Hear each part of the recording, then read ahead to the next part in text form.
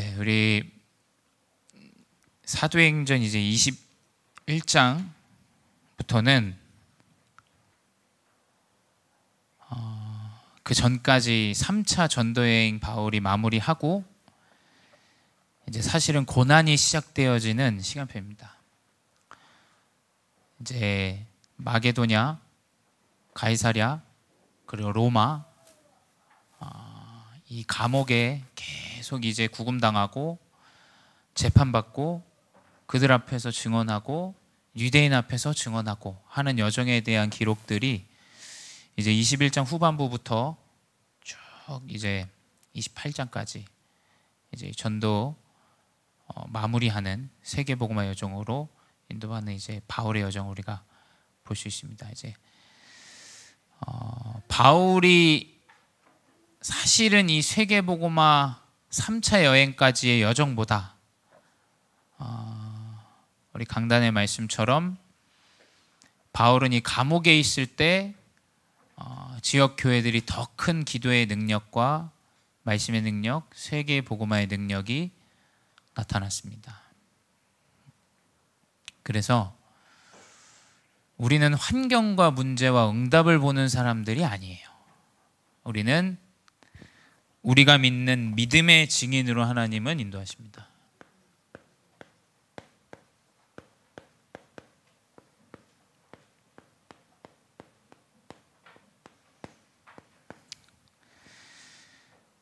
물론 세상은 보여지는 걸로 얘기합니다. 사람은 보여지는 걸로 얘기해요. 만약에 제가 지금의 모습으로 사역을 한다면 서울권의 대학을 다니는 친구들만 사역을 해야 돼요. 그렇겠죠. 왜냐면 가능성이 높으니까. 근데 그걸로 우리는 학벌로 믿음을 가지는 게 아니에요. 그렇죠? 자, 만약에 되어지는 응답으로 기준을 갖고 그걸 믿고 우리가 사역을 한다면 저는 교회에서 제일 잘나고 잘 나가는 사람만 빌붙어가지고 이야기하고 사역을 해야 돼요. 왜냐면 거기서 도움이 많이 나오니까요. 그죠? 육신적으로. 근데 우리는 응답을 보고 사역을 하는 게 아닙니다. 만약에 우리가 문제에 사로잡혀서 문제 때문에 사역을 할 수 없다면 사실 우리는 할 수 있는 게 아무것도 없어요. 인생과 교회와 우리의 모든 여정은 어쩌면 문제투성입니다. 제가 볼 때 교회는 그 많은 물음에 있어서 그리스도에 대한 믿음을 가지고 살아가는 것이 그걸 전달하는 곳이 교회예요.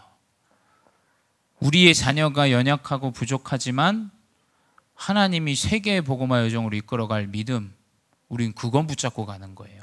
그렇죠? 그게 아니면 사람 가려야 됩니다. 그렇죠? 그래서 사실 교회가 문제가 되는 거예요. 사람을 가리면 상처받는 사람이 나오는데요. 그걸로 사역을 할 수가 없어요. 되냐 안 되냐 그걸로 우리가 사역을 할 수가 없습니다. 어떻게 그걸로 우리가 사역을 해요? 되냐 안 되냐를 가리는 곳은 재판소지 교회가 아닙니다. 우리는 이 여정에 대한 정확한 믿음을 가지고 가야 돼요.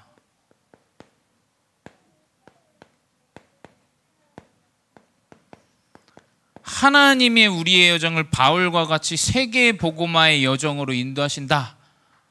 그 믿음 없으면 사역을 할 수가 없습니다. 하나님이 데살로니가 교회와 같이 고난이 많지만 그 중에 하나님이 세계 복음화의 문을 여신다. 그거 없으면 우리가 사역을 어떻게 합니까? 사역을 할 수가 없어요. 다 따져가면서 이건 되냐? 저 사람은 되냐 안 되냐? 그거 다 따져가면서 해야 돼요. 그거 못합니다. 절대 세계복음 할 수가 없어요.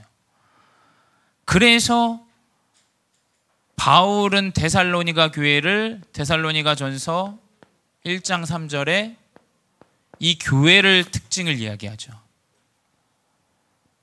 이 데살로니가 교회는 믿음의 역사와 이 복음제일교회가 언약을 믿고 있는데 하나님의 역사가 나타나는 교회가 돼야 돼요. 되냐 안 되냐의 역사로 나타나는 교회가 되면 안 됩니다. 절대.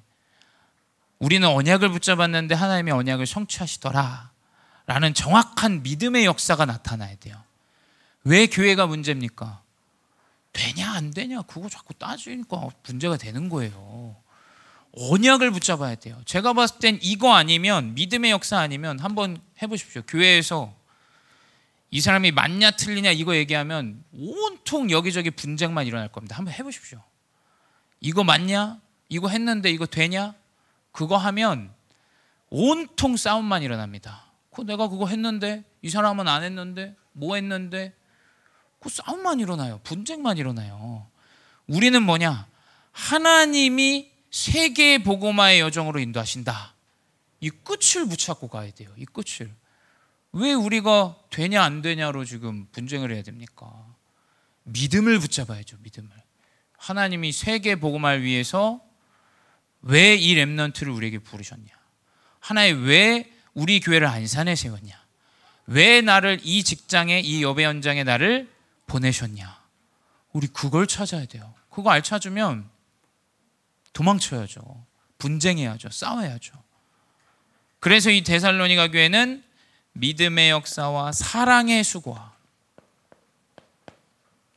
그리스도의 사랑을 알고 수고, 복음의 여정을 함께 마음에 담고 헌신하고 돕고, 캠프가 있다면 그 캠프와 함께 마음을 담고, 후대 사역을 살리는 사역이 있다면 후대를 위해서 우리가 헌신하고 마음을 담고, 이게 그리스도의 사랑의 수고 아닙니까? 데살로니가 교회는 많은 고난과 문제가 있었지만 바울은 그 교회를 사랑에 수고하는 교회다. 세 번째 뭐냐? 소망의 인내와. 데살로니가 교회의 특징은 딱 이거 세 개예요. 믿음과 소망과 사랑. 끝이라는 세계 복음화의 여정의 소망을 갖고 있으면 인내할 수 있습니다. 기다릴 수 있어요. 이제 이게 희미하면 되냐 안 되냐, 이 사람이냐 저 사람이냐, 자꾸 이제 기다리지 못해. 조급해요. 그래서 사실은 제자 사역이 되기가 되게 힘들어요. 조급하면 일단 제자 사역이 어렵습니다. 왜냐하면 기다림 중에, 인내하는 중에 하나님은 제자를 세우세요. 전 이 앞에 서 있지만 저는 굉장히 문제가 많은 사람이에요. 과거에도 그랬고, 어느 정도로 문제가 많았냐면, 나이가 성인인데도 필리핀 렘넌트 대회가 있는데 거기서 막 제 혈기가 나와가지고 싸워가지고 우격다짐하고, 막 성인인데도 제가 그랬어요. 만약에 목회자들이 그 사람들을 못 기다린다, 그럼 제가 목회자 됐겠습니까? 내쳐버리면 그 사람 제가 됐겠어요? 절대 안 되죠. 소망이 있으면 인내하게 돼요. 그렇죠? 하나님이 세계복음화 여정으로 이 사람을 사용하시고 이끄신다. 지금의 모습으로는 우리가 알 수 없지만 그 믿음과 그 소망을 갖고 있으면 인내하게 돼요. 그래서 이 여정 가운데 데살로니가 교회를 통해서 로마 복음화의 아주 중요한 시작이 돼요. 그렇죠? 데살로니가 교회 안에 문제가 많았습니다, 여러분. 고난도 많고, 이상한 이단 이 문제도 많고, 이방인들이 모여 있으니까 이 교회에 유대인들이 어마어마한 핍박들을 했어요. 그 가짜 교회고 이 교회 아니다. 어마어마한 핍박들을 했어요.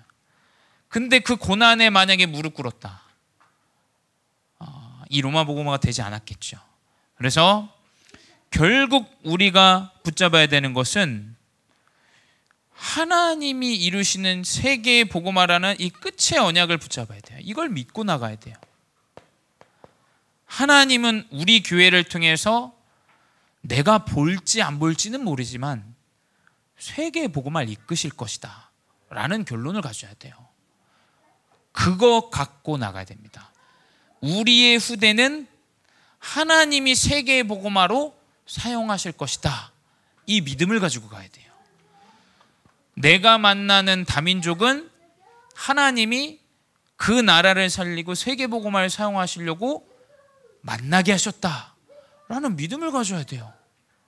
그 믿음을 갖지 않으면 고난 앞에 무릎 꿇습니다. 문제 앞에 왈가왈부해요. 분쟁하고 싸우고 다툼합니다. 아무것도 일이 되지 않아요. 그래서 여러분, 교회에서 곳곳에 믿음의 포럼을 하세요. 믿음의 포럼. 하나님 역사, 우리 믿음 말씀 선포가 이거 아니냐? 말씀이 지금 증언하고 있지 않냐? 하나님 말씀이 우리에게 믿음을 주지 않냐? 믿음이 뭐가 믿음이냐? 사람의 말이 믿음이냐? 사람의 행위가 믿음이냐? 그리스도를 믿는 믿음이 정확한 믿음 아닙니까? 그 안에서 역사가 나타나요. 그래서 바울은 고난 가운데 로마의 여정으로 이제 인도받습니다.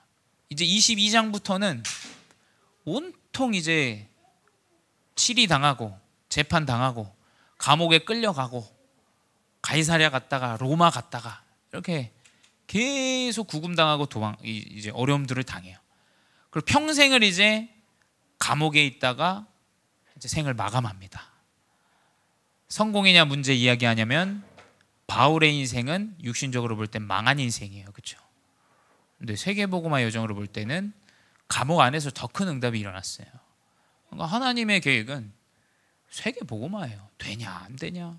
나부터도 안 되는데 되냐 안 되냐 짜주고 있으면 됩니까?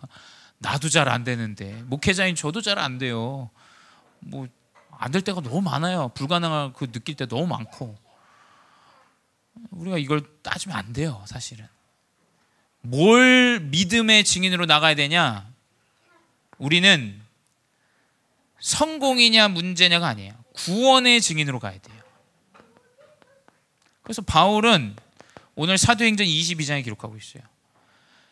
본인이 복음을 받기 전부터 그 스토리를 이 유대인들 앞에서 쫙 이야기합니다. 바울이 이제 전도운동하고 나서 이 유대인들 앞에서 이제 변명할 기회가 주어졌는데, 바울이 하는 이야기는 다른 게 없어요.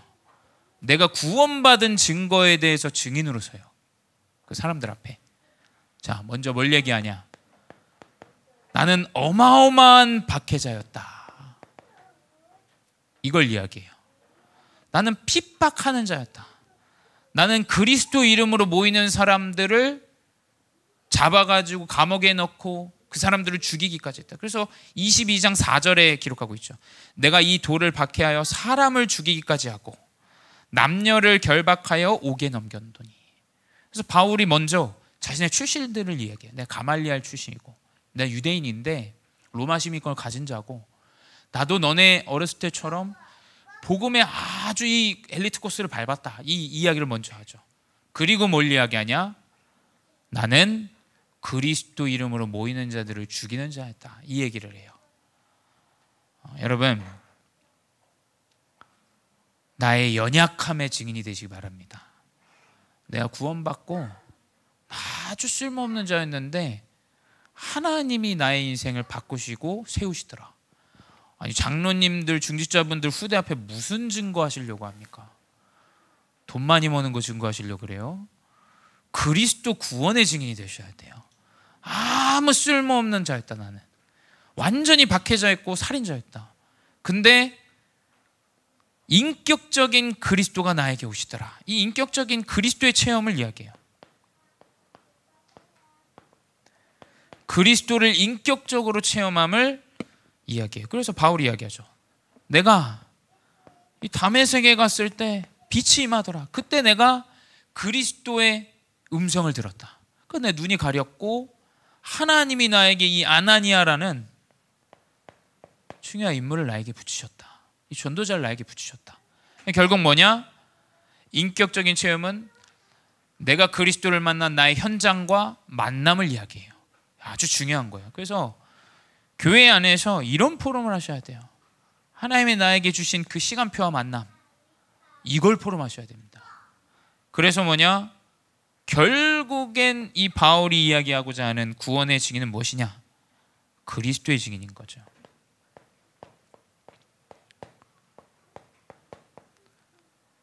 사도행전 22장 15절에 나오죠. 내가 그를 위하여 모든 사람 앞에서 내가 보고 들은 것에 증인이 되리라. 여러분, 저는 우리 후대가 이거의 증인이 되기를 소망해요.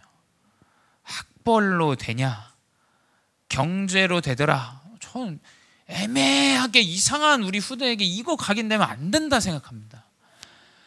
연약하고 아무것도 배경도 가진 것도 없는데 그리스도가 나를 구원하심으로 말미암아 하나님 나를 전도자로 사용하시더라.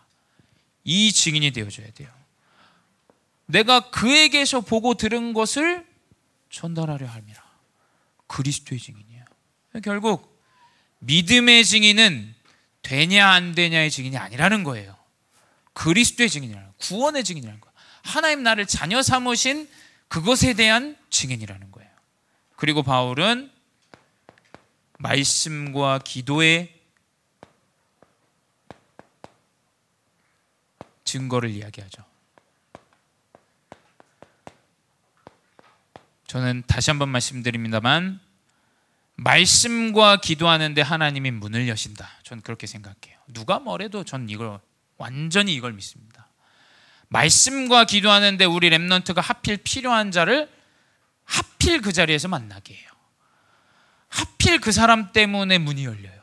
그게 성경에 기록된 말씀과 기도의 여정의 전도자의 여정이죠. 이 말씀과 기도의 증거를 바울이 고백해요. 바울이 이야기하죠. 하나님이 말씀과 기도 중에 나에게 말씀을 대언하라고 이야기하더라. 근데 바울은 하나님께 고백한 걸 이야기해요. 나는 사람들을 죽이고 나 때문에 손에 피를 묻히고, 오늘 기록이 그거거든요. 나 때문에 많은 사람들이 어려움을 당하고 많은 문제 가운데 있었다. 결국 뭐냐? 말씀과 기도의 증인은 하나님이 큰 은혜를 주세요. 먼저. 그게 어디서 나오냐? 나의 연약했던 과거에서 딱 나와요. 과거에서 나와요. 과거를 회상합니다. 바울이 과거를 회상하면서 내가 기도하는데 하나님이 모든 민족에 가서 복음을 전해라 하는데 내가 내 연약한 모습을 하나님 앞에 고백해요. 그래서 여러분, 말씀과 기도의 증인은 자꾸 하나님의 은혜를 확인하게 돼요. 과거에 대해서 내 여정을 확인해야 됩니다. 하나님이 내를 여기까지 인도하신 그 은혜에 대한 그 여정을 고백해요. 그렇죠? 이거 모르는 사람은 과거에 하나님이 주셨던 은혜, 구원의 역사, 그 감사 아무것도 없어요. 그러니까 결국 지금 내 현실과 일들을 보니까 아무것도 없죠. 그래서 항상 기뻐하라, 쉬지 말고 기도하라, 범사에 감사하라. 이게 적용이 안 됩니다. 왜냐? 하나님의 은혜를 자꾸 까먹거든요.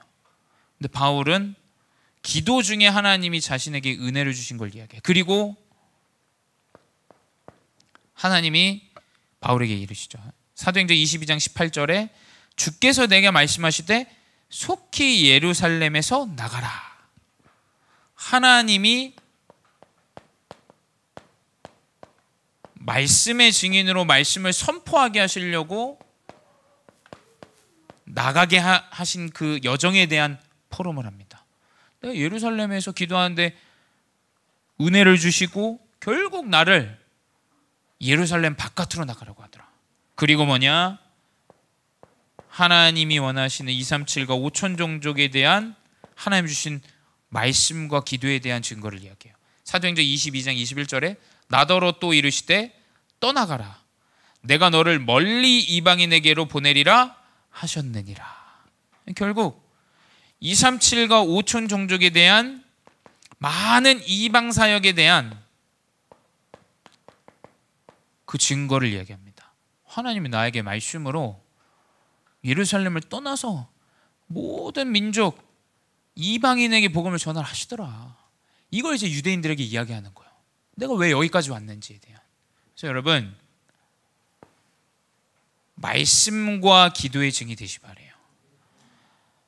뭐 논리 정연하고 똑똑하고 제가 볼 땐 교회는 그게 필요한 게 아니에요. 말씀과 기도의 증인이 있어야 돼요. 말씀. 하나님 말씀 붙잡더니 말씀을 성취하시더라. 하나님 기도하시는 중에 내 마음에 이걸 주시더라. 이걸 붙잡았더니 하나님 이 문을 여시더라. 정확한 말씀과 기도의 증인임을 바울이 유대인들에게 이야기합니다. 전 우리의 후대가 이런 전도자들이 나오길 기도합니다. 목사님, 저는 아무것도 할 수 없는데 말씀과 기도만 인도받는데 하나님 문을 여시더라고요. 하나님 증거를 주시더라고요. 하나님 역사하시더라고요. 저 이런 증인들이 나오길 바래요. 그래서 결국 뭐냐? 믿음에 대한 증거는 다른 게 아닙니다. 제가 봤을 때 참된 믿음에 대한 증거는 누림이에요. 누림. 한번 생각해 보십시오. 세 가지 뜰 때문에 우리에게 건물이 필요합니까? 저는 아니라고 생각해요. 언약을 붙잡은 누림의 제자가 나와야 됩니다. 그렇지 않겠어요? 다 후대에 대한 마음을 붙잡은 제자가 나와야지 건물 있다고 됩니까? 그게 되는 게 아니에요. 다민족에 대한 언약을 붙잡은 누림에 있는 자가 나와야 되지 뭐가 있다고 되는 게 아니라니까요. 그걸로 되지 않습니다. 이 구원의 증거와 말씀과 기도의 증거가 누려지는 전도자들이 회복되어지는 게 제가 봤을 땐 믿음에 대한 증거예요. 우리의 중직자, 우리의 렘넌트들이 언약을 붙잡고 누리는 증인들이 나와야 돼요. 증인들이. 그러면 하나님이 알아서 세계복음화 필요하면 주시죠. 안 필요하면 안 주시고. 그게 기준이 아니라니까요. 믿음의 증거는 무엇이냐? 무조건 기다릴 수 있어요. 왜냐? 제가 봤을 때 기다리지 못한다라는 건 믿지 못한다라는 얘기예요. 그렇죠? 믿는 자는 기다립니다. 이 사람에게, 우리 후대에게 하나님의 시간표와 역사가 나타날 때까지 기다려요. 그냥 그걸 믿고 있으니까. 하나님 우리 후대를 통해 세계복음화 이루실 걸 믿고 있기 때문에 분명히 기다립니다. 이걸 누리고 있는 자는 제가 봤을 땐 대부분의 문제는 기다리면 끝이 나요. 제가 볼 때는. 가만히 기다리면 하나님이 아닌 사람은 시스템 세워놓고 나가게도 해요. 우리 증거들 있지 않습니까? 세워놓고 아니면 가는 거예요. 우리가 나간다 뭐라 할 것도 없고 내쫓을 필요도 없고 아무 필요가 없어요. 기다리면 되는 거예요. 기다리면. 하나님 필요하면. 근데 아직도 그 시스템은 남아있잖아요. 지금. 그걸 잘 보셔야 돼요. 기다리면 문제는 대부분 해결돼요. 제가 볼 때. 누리고 기다리고 있으면 돼요. 누리지 못한다라는 거, 기다리지 못한다라는 건 믿음이 없다라는 얘기죠. 세 번째 뭐냐? 정확하게 도전할 시간표에 올바른 도전을 해요. 믿음의 증거는 올바른 기회가 왔다. 앞뒤 보지 않고 도전합니다. 기다릴 이유가 없죠. 도전할 시간표가 딱 오면 도전해야죠. 하나님 원하시는 대로. 그래서 결국 믿음의 증거는 누림과 기다림과 도전이다. 근데 결론은 무엇이냐? 완전히 나라는 것에서 빠져나와야 됩니다. 나라는 거. 우리 인간은 너무 연약해요. 저도. 그러니까 제가 느끼는 연약함이 뭐냐면 한번 집회를 가거나 사람을 만나면 이제 사람과 이 육신을 보는 거죠. 나보다 좋은 교회가 있으면 좀 질투나요. 시샘나고. 저도 사람인지라. 나보다 연약한 교회 있으면 은근히 깔아뭉갭니다. 이 사람 이상하죠. 목회자님 저도 그래요. 그것 때문에 불편해요. 사실은 좀 내게 원하지 않는데 자꾸 나오니까. 여기에서 완전히 빠져나와야 돼요. 여기서 우리에서 완전히 빠져나와야 돼요. 우리가 하니까 되더라. 우리가 했었어야 됐는데 아무 소용없어. 하나님 세계복음화 역사 가운데 필요하신 대로 문을 여시는 거예요. 우리, 나. 이것은 뭐냐? 마약보다도 아주 중독이 심해요. 이거는 제가 볼 때 나라는 이거, 우리 이거, 이거에서 완전히 벗어나야 돼요. 그래서 뭐냐? 하나님이 믿음 가운데 역사하시는 그 증거가 나타나야 됩니다. 그러면 제가 봤을 땐 내 수준과 상관없이 하나님 문을 여실 거예요. 내 수준은 아주 밑바닥인데 하나님은 그 수준보다도 훨씬 더 높은 수준의 응답들을 주시겠죠. 그냥 하나님이 하시는 일이니까. 그래서 여러분, 문제와 응답에 속지 마시기 바랍니다. 문제와 응답에 속을 이유가 없어요. 그것 때문에 우리가 평가할 이유도 없습니다.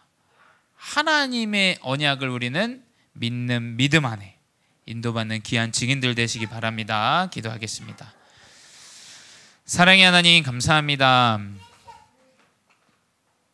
그리스도를 믿는 믿음 안에 있게 하여 주시옵소서. 믿음의 역사와 사랑의 수고, 소망의 인내가 우리 교회의 언약이 되게 하여 주시옵소서. 연약한 자가 세워질 때까지 기다릴 수 있는 소망의 인내, 사랑하기에 그리스도의 언약을 증거할 수 있는 귀한 전도자의 수고와 하나님의 언약이 성취될 믿음의 역사가 우리에게 회복되어지는 귀한 전도자들로 인도하여 주시옵소서. 지금도 살아계신 주 예수 그리스도의 이름으로 기도드렸사옵나이다. 아멘.